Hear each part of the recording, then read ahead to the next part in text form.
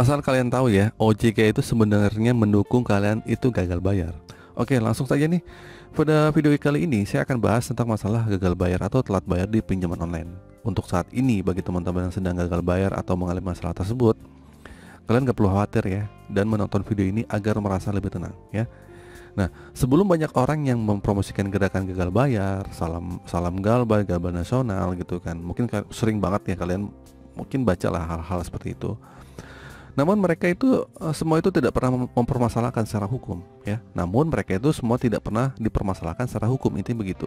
Nah, hal ini karena tidak ada hukum yang melarang atau anjuran gagal bayar di pinjaman online ya. Nah, OJK juga memberikan sanksi yang begitu besar atau memberatkan jika terjadi gagal bayar atau telat bayar ya. Intinya juga sebenarnya OJK sudah memberikan sanksi bagi kalian yang sudah gagal bayar. Jadi kalau kalian membilang gerakan gagal bayar itu sah-sah aja, nggak ada hukum yang perlu gimana-gimana gitu kan. Nah, sebenarnya yang mengganggu hanyalah pihak-pihak aplikasi pinjaman online itu saja ya. Namun OJK itu sangat mendukung masyarakat. Sebenarnya OJK itu berpihak kepada masyarakat, baik yang gagal bayar ataupun tidak. Nah, saat ini juga OJK kan telah menetapkan banyak aturan ya, memberatkan pinjaman online. Harus beginilah aturannya, harus begitu, tidak boleh menagih 90 hari, mendirikan pinjaman online itu harus dananya harus sekian miliar gitu kan. Dan OJK juga kan sudah menetapkan aturan beberapa aturan kan.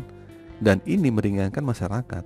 Namun masih ada nih oknum-oknum pinjaman online atau fintech ini yang melanggar aturan tersebut, seperti masih menagih setelah 90 hari ya enggak, mendatangkan debt collector yang kurang bermoral, yang mendatangkan DC-DC yang teriak-teriak lah, yang sangat intimidasi dan sebagainya, yang kita tahu lah seperti itu.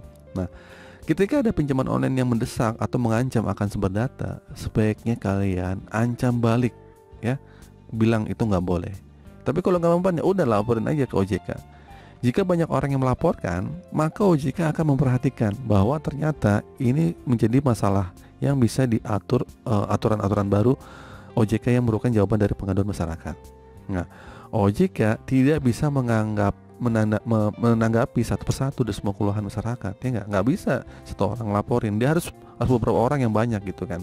Nah, sehingga mereka itu mengeluarkan aturan-aturan yang mempersulit para aplikasi pinjaman online tersebut untuk bisa beroperasi seenaknya.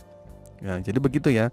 Jadi intinya sebenarnya OJK itu mendukung gerakan gagal bayar kalau emang karena merasa terintimidasi oleh DC-DC pinjol. Karena juga sebenarnya OJK itu juga sudah memberikan regulasi dan aturan-aturan yang memberatkan OJK. Tapi emang banyak banget sih pinjaman online yang melanggar aturan seperti itu. Nah, intinya kalian tuh nggak perlu khawatir lah, pusing-pusing, karena OJK juga sebenarnya mendukung masyarakat ya. Nah, jadi kesimpulannya bahwa meskipun banyak orang yang mempromosikan gerakan gagal bayar pinjaman online, sebenarnya ini nggak ada hukum ya, nggak ada hukum yang melanggar anjuran tersebut. Walaupun kalau anjuran gagal bayar itu banyak, salam galbay itu nggak apa-apa, itu nggak ada hukum yang mengatur ya, nggak ada hukum yang perlu ada tindakan seperti apa. Nah, sebenarnya juga OJK atau lembaga yang mengatur ke sektor keuangan juga tidak memberikan sanksi ya begitu besar atau memberatkan bagi para peminjam gagal bayar atau yang telah gagal bayar ya. Karena cuma masuk slik OJK doang kok, cuma data-datanya emang nggak bisa dipakai setelah kalian gagal bayar gitu kan. Nah, sebagai gantinya kan OJK lebih mengedepankan aturan-aturan baru yang mempersulit operasi para aplikasi pinjaman online agar lebih memperhatikan hak dan kewajiban masyarakat. Namun ada ya oknum-oknum pinjaman online yang masih melanggar aturan yang ditetapkan oleh OJK, seperti yang kalian sebutkan, yang tadi saya sebutin, seperti menagih lebih dari 90 hari gitu kan, mendatangkan DC-DC yang kurang etis dan bermoral gitu kan.